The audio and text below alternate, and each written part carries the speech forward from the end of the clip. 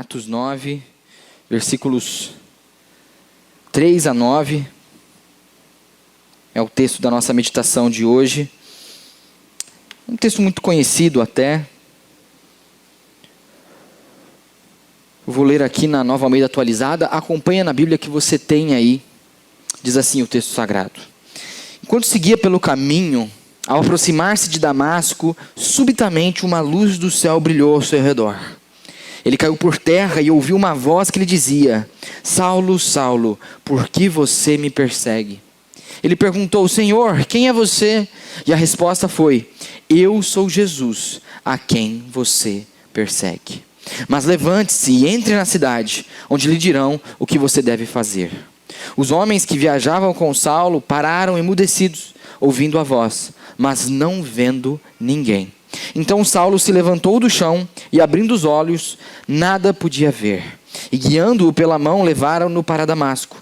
Esteve 3 dias sem ver, durante os quais nada comeu nem bebeu. Amém?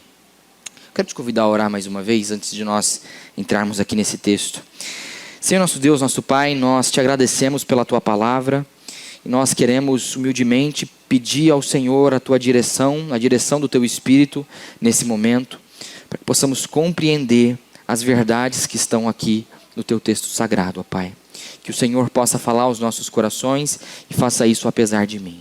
Essa é a nossa oração, em nome de Jesus. Amém. Amém.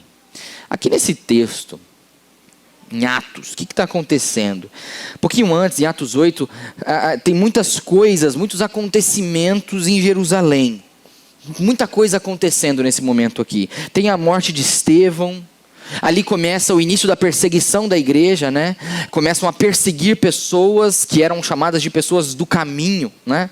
Pessoas que seguiam os passos de Jesus e dos apóstolos que seguiam a Jesus, né? E aí conta lá no capítulo 8 de um jovem Saulo, e faz questão de dizer que Saulo consentiu na morte de Estevão. Né? O capítulo 8 também vai contar alguns acontecimentos na vida de Pedro e de João. E também tem aquela cena do Filipe e o eunuco, sabe? Em que o Filipe ele encontra esse eunuco da rainha Candace, e eles conversam a respeito de Isaías. Ele está lendo, ele explica aquilo que estava ali. O eunuco é batizado, e tão repentinamente quanto Filipe some depois daquele batismo, que ele realmente é arrebatado dali, vai para outro lugar, se teletransporta, né? Volta novamente a história, o Saulo, né? Deu aquela pincelada em quem que é Saulo, dizendo que ele é um cara que consentiu na morte de Estevão, que consentiu na perseguição da igreja, e depois volta a contar a história dele, mostrando ele no caminho para Damasco. Para fazer o quê? Para perseguir os cristãos. Ele ia lá e ele ia buscar por aqueles cristãos para prender aqueles cristãos. Mas quem que era Saulo ou Paulo? Talvez você fique confuso nesses nomes, né? Nós não sabemos exatamente o porquê que ele usa os 2 nomes que ele tinha. Porque o nome Saulo é um nome hebraico, né? Que seria muito parecido com o nome Saul, né?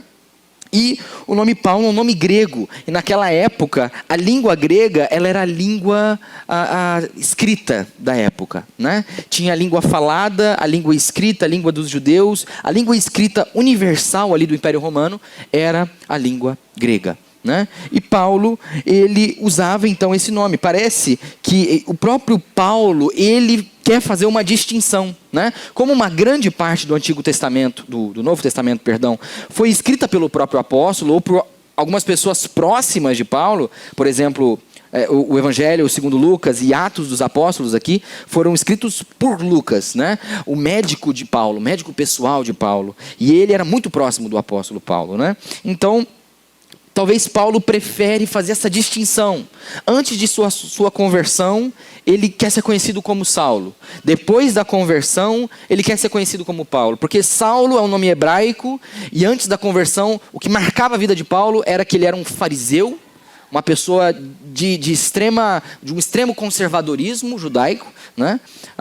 Extremo radicalismo também, e ele perseguia a igreja. Mas depois disso ele se torna Paulo. Paulo, ele é o apóstolo das nações, né?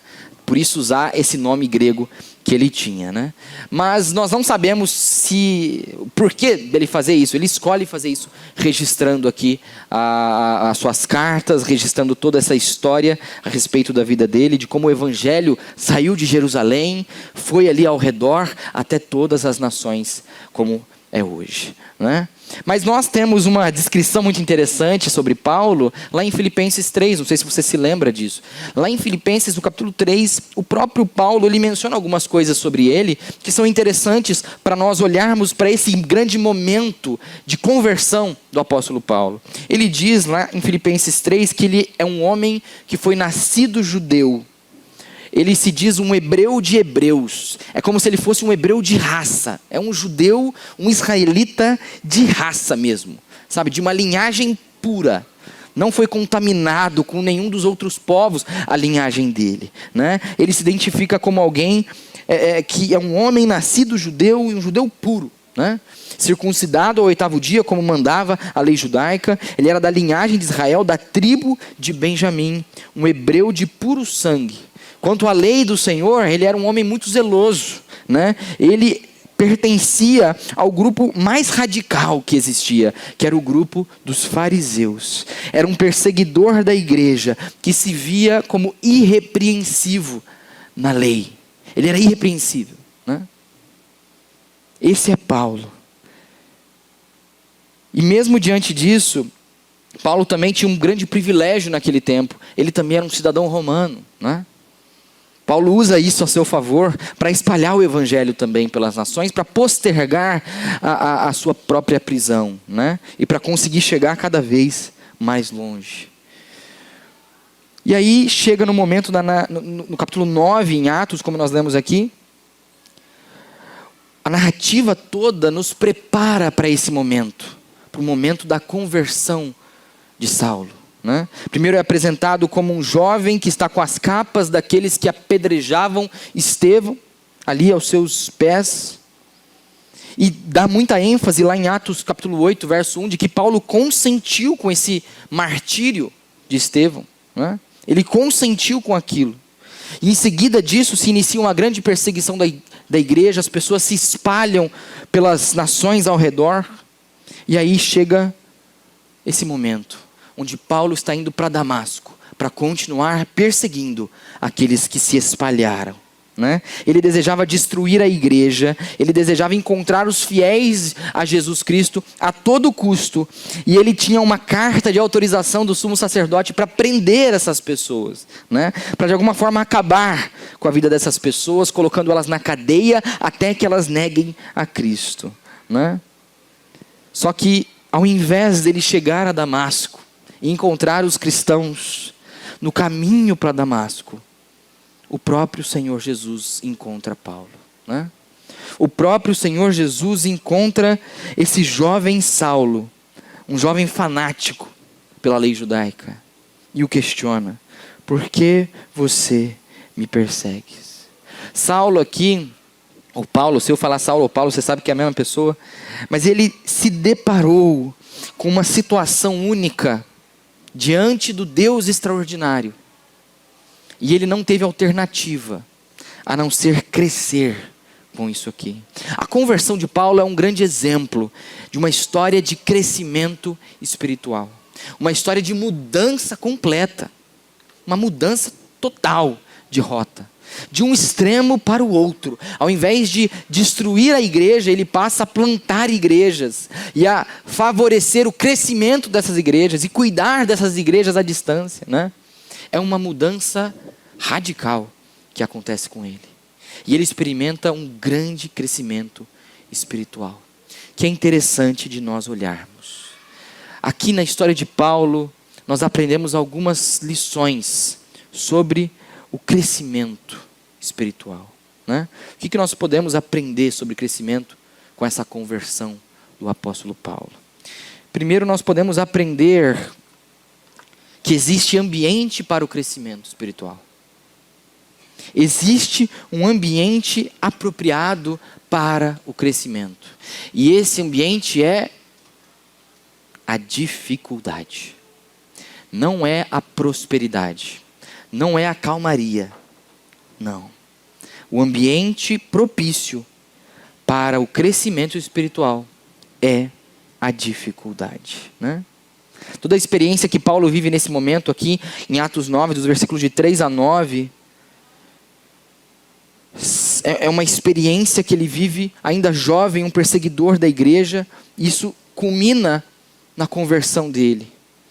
E é uma experiência primordial para o crescimento dele, né? Veja o que está lá no versículo 8. Saulo se levantou do chão e, abrindo os olhos, nada podia ver. Saulo experimenta, logo nesse encontro com Jesus, no caminho para Damasco, ele experimenta uma dificuldade. Logo após ele ver uma grande luz, ele cai no chão e ele ouve uma voz: Saulo, Saulo, por que me persegues? Ele levanta depois disso, abre os olhos e ele não enxerga mais nada. Ele experimenta ali uma cegueira, né? Alguns vão dizer que ele ficou cego porque a luz era muito forte, mas ao que dá a entender, ele tem uma experiência ali com Cristo. Cristo aparece para ele naquele momento e, de maneira sobrenatural, ele é acometido por aquela cegueira. Outras pessoas que estavam ali ouviam, mas não conseguiam ver nada, né? Diz o texto. Eles ouviram a voz, eles ouviram que alguém está falando e está chamando Saulo, né? E está conversando com Saulo, e falou coisas, deu direções para Saulo, né? Mas eles não viram aquilo. Porque aquela cegueira foi algo sobrenatural, uma dificuldade colocada por Deus para o apóstolo Paulo. Diante dessa dificuldade, ele experimenta a fraqueza, ele experimenta a dependência, né? Já brincou alguma vez de vendar os seus olhos?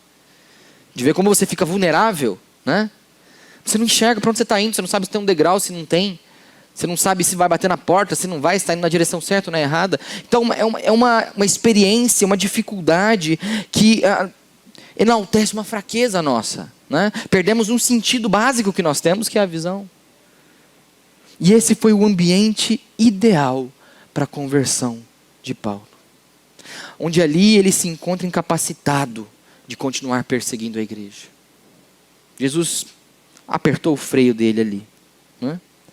E ali ele verdadeiramente entende que a igreja a quem ele perseguia era do próprio Deus, a quem ele achava que estava servindo, né? Ele estava defendendo Deus, né? Ele estava defendendo a religião judaica, ele estava defendendo a lei, ele estava defendendo as promessas de Deus, do Messias. Ele não acreditava, como os fariseus também não criam, que Jesus era o Messias. Eles achavam que que o Messias seria um rei, né? Eles achavam que seria alguém grandioso, glorioso. Não que viria como um menino, né? Como um servo, um carpinteiro. Eles não achavam que ele fosse. Então eles estavam defendendo, falando assim: aquilo ali não é verdade. Vamos defender a lei de Deus. Mas ele se depara com o fato de que a igreja que ele perseguia era do próprio Deus a quem ele servia, né? E aqui, olhando para esse detalhe, então, essa dificuldade que Deus coloca para Saulo, Deus coloca ele num momento de vulnerabilidade, num momento onde ele deveria seguir as orientações claras de Cristo, para que ele pudesse sair daquela situação, né? Para que ele pudesse entender o porquê disso tudo.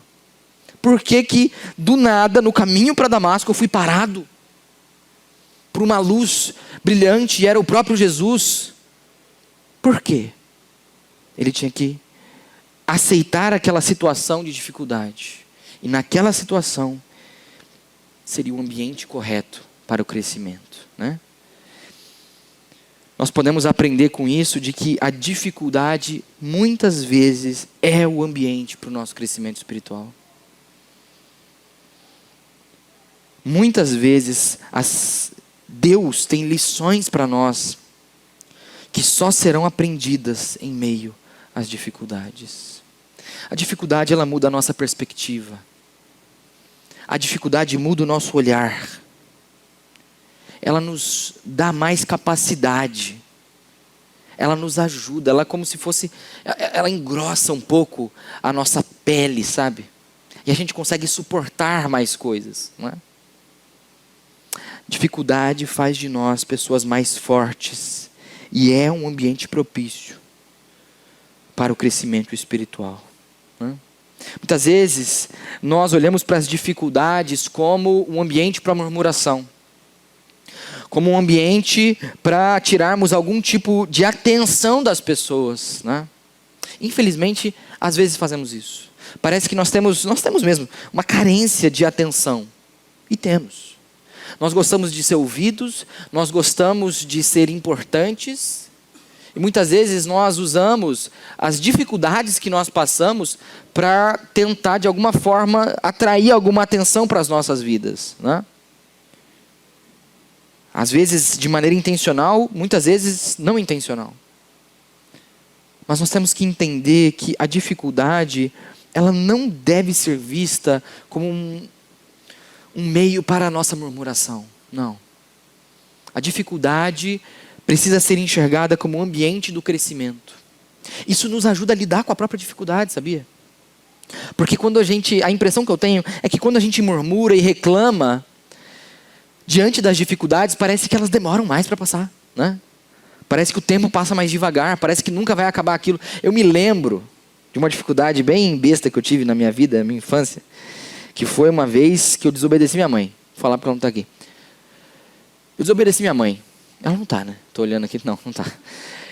E aí, ela não sabia o que ela ia fazer comigo. Eu acho que eu tinha, sei lá, uns 6 anos. 6, 7 anos. E aí eu falei assim, o que você vai fazer? Você vai me deixar de castigo? Aí ela falou, eu vou. Aí eu, não! Eu que dei a ideia, né, do castigo. Aí você fica frustrado porque você deu a própria ideia. E aí eu lembro que foi a única vez que eu fiz aquilo. Eu ia sair para jogar bola, não podia porque eu fiquei de castigo, né? Eu tive que ficar lá. Eu fui no portão da casa e eu fiquei com a cara assim, chorando, gritando, dizendo que eu queria sair. E para mim aquilo foi uma eternidade, né? Provavelmente, eu vou perguntar, nunca perguntei pra ela, mas eu acho que ela me deixou de castigo tipo meia hora, uma coisa assim, sabe? 1 hora, no máximo, sabe? Mas pra mim foi uma eternidade, tanto que eu nunca esqueci. Eu me lembro daquele portão enferrujado, assim, era um portão que precisava ser pintado, inclusive. Na minha mão, assim, sabe? Perigo um tétano, eu tô pensando agora. Mas enfim, eu tava com aquele portão assim, segurando e chorando e tudo mais, eu era bem pequeno. Mas é uma situação de dificuldade que quando a gente fica olhando, a gente fica reclamando e se lamentando por aquela dificuldade, ela parece que ela é infinita, ela não acaba mais, né? Mas quando nós olhamos para as dificuldades, entendemos que é oportunidade de crescimento, que a gente sai dessa dificuldade mais forte, pronto para algo pior, né? Nos ajuda. Porque a gente olha não só como assim, nossa, estou na labuta, estou numa dificuldade. Não. A gente olha para aquela situação como uma escola. Isso está sendo uma escola para mim. Lá na frente, eu vou passar por algo igual ou pior, e eu vou estar mais forte. E a vida é assim, né? As dificuldades, elas vão aumentando. Eu trabalhando com os adolescentes, pré-adolescentes, jovens da igreja, eu percebo muito isso. Às vezes a gente compartilha algumas dificuldades, e eu olho, e na minha cabeça eu penso assim, não, mas é tão simples, né? Talvez você veja isso com seus filhos. Eles têm dilemas na cabeça deles, que a gente olha e fica assim, mas é tão simples, só faz isso aqui, vai passar, é tão rápido, né? Mas é porque a dificuldade ela vai aumentando conforme a gente vai ficando mais velho. Quando o tempo vai passando, a gente vai passando por coisas cada vez maiores. E se a gente aproveitar essas dificuldades e olharmos para elas como oportunidades de crescimento espiritual, olharmos para elas como um ambiente certo para crescer, não é? A gente vai ficar mais forte. E aí elas vão vindo e a gente vai ficando cada vez mais forte. E lá no final a gente olha e fala assim, olha como eu cresci. Olha como eu estou mais forte espiritualmente diante disso, né? Tudo isso precisamos entender. Existe o ambiente certo para o crescimento. E esse ambiente é a dificuldade. Mas não basta nós estarmos no ambiente certo, né? Não basta só estarmos no ambiente correto para o crescimento. Nós precisamos entender que existe direção para o crescimento, né? Existe a direção certa para crescimento. Se crescimento espiritual é um objetivo que nós queremos alcançar, nós queremos buscar dia após dia, é muito importante nos preocuparmos com a direção que vai nos levar até lá. Se você quer, por exemplo, você está aqui na Silos, Você está no caminho certo, você quer ir para o centro. Mas se você está no lado de lá, você vai estar na direção errada. Por mais que você esteja no caminho certo. Né? Está na rua certa, mas a direção é errada. É preciso seguir na direção certa do crescimento. Não basta estar nas condições ideais, com as pessoas certas, tendo os mentores certos, tendo as ferramentas apropriadas e adequadas para crescer, se nós não usamos e não seguimos na direção certa. Perceba que na história da conversão de Paulo, Paulo recebeu direções exatas do que ele deveria fazer. Né? Jesus, a gente vê lá nos versículos 5 e 6, ele pergunta: Senhor, quem é você? E a resposta foi: eu sou Jesus, a quem você persegue. Mas levante-se e entre na cidade, onde lhe dirão o que você deve fazer. Né? Veja que Jesus, ele deu para Paulo direções certinhas que ele deveria seguir. Né? Jesus, ele armou o circo. Ele fez as coisas acontecerem. Ele conversou com Paulo e ele conversou também com Ananias, queria recebê-lo em sua casa e já tinha contado para ele, ó, vai acontecer isso, isso e isso, o nome do cara é tal. Ele deu todas as direções, né? Deu as direções certinhas do que iria acontecer. E algo muito semelhante que aconteceu com Paulo acontece conosco. Para nós crescermos espiritualmente, existe direção certa. Existe o caminho certo e uma direção certa que nós devemos trilhar. E é muito simples. Seria o beabá da vida cristã. Né? O caminho e a direção para o crescimento é a leitura da Bíblia e a vida de oração. Esse é o caminho. Né? Nós sabemos disso. Nós sabemos. Mas da mesma forma como nós estamos na rua certa, mas na direção errada muitas vezes. Porque não basta saber. É preciso andar. Não basta nós termos todas as informações. Não basta nós termos ali, está tudo na minha cabeça aqui, ó, eu já conheço, eu sei que o caminho é esse, que eu tenho que fazer isso, que eu tenho que fazer aquilo, e que se eu fizer isso e fizer aquilo, eu vou ter crescimento. Né? Se nós de fato não fazemos. Né? É um caminho simples. Por que é simples? Porque nós aprendemos há tanto tempo que é preciso ler a Bíblia diariamente, que é preciso orar, ter uma rotina de oração, falarmos com Deus constantemente. Nós sabemos de tudo isso. Mas muitas vezes nós ficamos acomodados espiritualmente. Ficamos estagnados. Porque mesmo que saibamos o caminho, não andamos no caminho. Mesmo que a gente saiba, eu tenho que fazer isso, isso e isso, e eu sei que se eu fizer isso, isso e isso, a minha vida, a minha saúde espiritual, ela vai melhorar demais. Né? Mesmo que a gente saiba, muitas vezes não fazemos. Né? Não fazemos. Para termos crescimento espiritual, não basta saber a direção. É preciso andar nessa direção. É preciso caminhar nisso aqui. Né? Não adianta estar andando na direção contrária. E isso muitas vezes é uma mudança que precisa acontecer no nosso coração. Muitas vezes é o orgulho no nosso coração. Porque às vezes nós olhamos e pensamos assim, mas eu conheço tudo isso.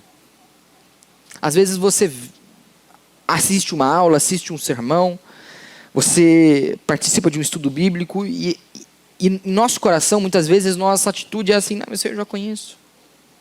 Às vezes você lê um livro e pensa, isso aí eu já conheço, isso aí eu já ouvi. Já vi em outros lugares, já estou cansado de ouvir disso aí. Sei que o caminho é esse, eu tenho que fazer isso, tenho que fazer aquilo. Sei que em tal situação é isso e aquilo, tal. Mas mesmo assim, ficamos estagnados espiritualmente. Mesmo assim, não conseguimos lidar com algumas situações. Mesmo assim, não estamos fortes o suficiente para sustentar a nossa índole diante das tentações. Né? Tudo isso. Porque mesmo que saibamos a direção certa, não andamos nela. Que possamos entender que assim como Paulo, para a conversão dele, ele tinha uma direção clara. Ele tinha um caminho que Jesus deu. E ele poderia ter pensado assim: você é louco, eu estou cego, eu vou procurar meu médico, depois eu vou ver se eu vou atrás disso aí. Ele poderia fazer isso, né? Ficar sem entender, falar: o que está acontecendo? Não, está doido. Ou ter tirado uns tempos ali, né? Falando: não, deixa eu pensar se isso é verdade ou não. Porque pode ter uma outra explicação para o que aconteceu, né? Posso ter tido uma insolação, alguma coisa assim. Mas não. Ele teve uma direção. Deus deu uma direção para ele. Jesus deu a direção. E ele trilhou essa direção. É preciso, assim como Saulo, andar na direção para o crescimento. Se nós queremos, de fato, experimentar o crescimento espiritual, né? E por fim, o que nós aprendemos com a história de Paulo, com a conversão de Paulo, é que existe a urgência do crescimento. Crescimento deve ser tratado como algo urgente para nós, né? É interessante vermos como que Paulo ele trata a mudança com urgência, né? Como eu falei agora, ele não volta para casa, pensa, conversa com as pessoas que ele conhecia, chama Lucas, fala: Lucas, vem cá que eu estou com um negócio no olho aqui, precisava que você desse uma olhada antes. Ele não faz isso. Diz o texto lá no versículo 8 e 9, que ele levantou-se do chão, abrindo os olhos, não podia ver nada, e guiando-o pela mão, levaram-no para Damasco. Esteve 3 dias sem ver, durante os quais nada comeu, nem bebeu, né? E diz lá no restante do capítulo 9, lá para o versículo 20 vai dizer isso, que ele já começa ali mesmo, depois de encontrar com quem ele deveria encontrar naquele local, depois da da visão ser restaurada, ele já começa a pregar o evangelho, ali mesmo, né? Ele começa a pregar as boas novas de Jesus Cristo, ali em Damasco. Perceba como que Paulo ele muda de vida com tamanha urgência. É uma mudança drástica e com urgência. Ele vai de um caminho onde ele destrói a igreja para o caminho onde ele planta igrejas. E ele faz isso de uma hora para outra. Parei aqui, já vou para lá, entendeu? É como se um jogador de futebol está jogando ali, fazendo gol aqui. Aí de repente eu paro e já vou jogar para cá. No mesmo instante ali, entendeu? É isso que Paulo faz. Por que Paulo muda com tamanha urgência, é a pergunta. Ele muda com tamanha urgência por causa da realidade da experiência que ele teve. Por isso que Paulo simplesmente não parou e ficou assim: será? Será que eu ouvi mesmo? Não, foi algo real. Foi real. O que ele viveu foi real. Ele ouviu uma voz, ele viu uma luz, e ele conversou. Ele pergunta: quem é você? E responde: eu sou Jesus, quem você está perseguindo, né? A experiência de Paulo foi real. E ela continuou sendo real ao longo de sua vida. A gente sabe quantas coisas que aconteceram com Paulo, né? Quantos milagres não aconteceram com esse cara. De quantas coisas ele não foi livrado, né? Quantas coisas ele não realizou sendo usado pelo Espírito de Deus. E ali ele ficou cego, ele foi guiado, ele foi ao encontro de Ananias, que sabia exatamente quem ele era. Isso tudo era sobrenatural para ele, né? E era muito real. Todos esses detalhes da experiência de Paulo tornavam ela muito real. E mostravam para ele como ele estava no caminho totalmente contrário. E ele precisava de urgente mudança. A realidade da experiência de Paulo enaltecia a urgência da mudança e a urgência do crescimento que ele precisava, né? Mas é engraçado que nós também temos experiências reais com Deus. Nós temos. Nós podemos ver Deus agindo através do cuidado dele conosco, né? Nós vemos Deus nos dando força para passarmos pelos desafios que nós temos diariamente. Nós podemos vê-lo claramente conosco, nos livrando do mal diariamente, nos dando cada dia um novo fôlego de vida. Podemos ver as direções que Ele nos dá, podemos ver o afago de Deus, o abraço de Deus. Nós sentimos isso tudo, né? Quando nós vemos as promessas de Deus, nós vemos o poder dele ali registrado nas histórias bíblicas. Nós sentimos a presença de Deus em nós, pelo Espírito Santo. Isso tudo é real. Mas por que que mesmo assim não tratamos o crescimento espiritual como algo urgente muitas vezes?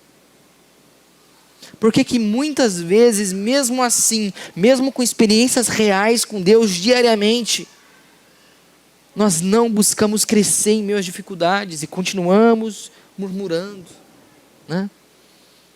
Por que que mesmo com essas experiências reais, não seguimos na direção do crescimento?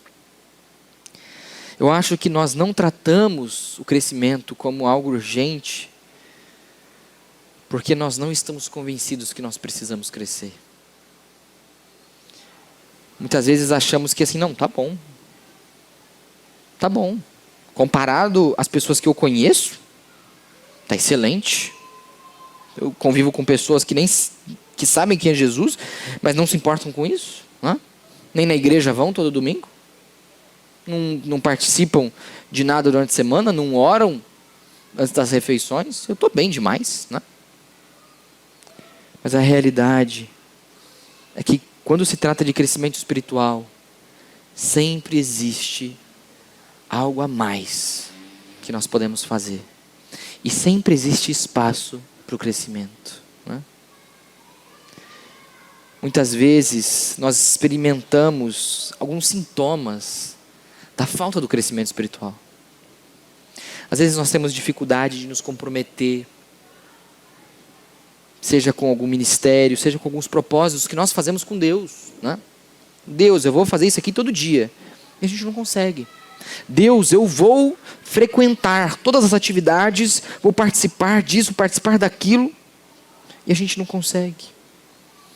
Às vezes a gente tem dificuldade em deixar de cometer certos pecados. Tem pecados que nos perseguem, pontos fracos, né? O calcanhar de Aquiles. Às vezes a gente vive num ambiente hostil. Às vezes a nossa casa se torna um ambiente hostil, onde tudo é acusação, tudo é discussão.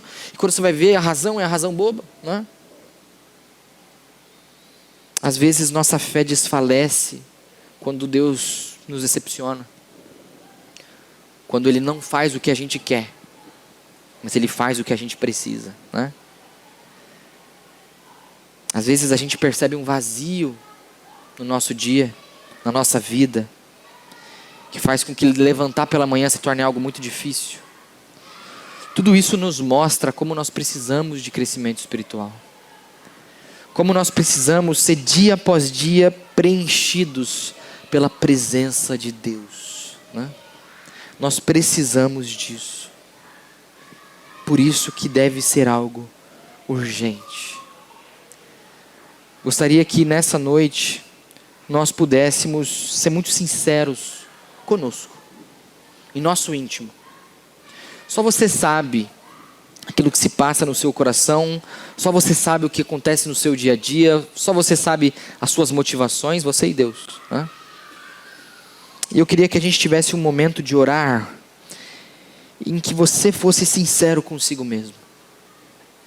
Se você vê que você precisa de crescimento espiritual, que você precisa melhorar sua prática devocional, que você precisa mudar a forma como você encara as dificuldades, que você precisa seguir na direção do crescimento, que você conhece, mas não tem caminhado. Queria te convidar a você, no seu coração, fazer um compromisso com você mesmo. Um compromisso de mudança.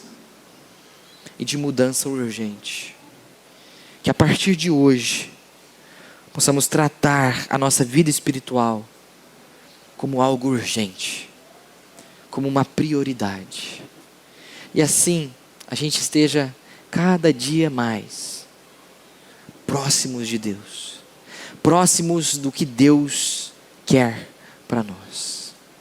Vamos orar nesse momento.